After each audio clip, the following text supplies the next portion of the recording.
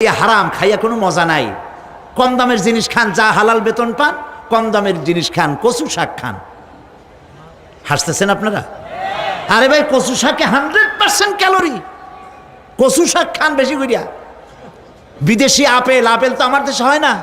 বিদেশি আপেল বেশি না খাইয়া দেশের পেয়ারা খান। 2টা আপেলের সমান 1টা পেয়ারা।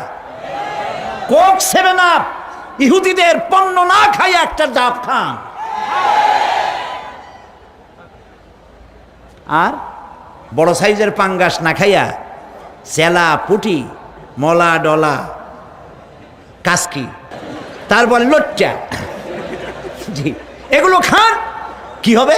এগুলোর মধ্যে রয়েছে ফসফরাস। খাইলে পরে চোখের দৃষ্টি বাড়তে থাকবে, হার্ট অ্যাটাক করবে না, স্বাস্থ্য ভালো হবে।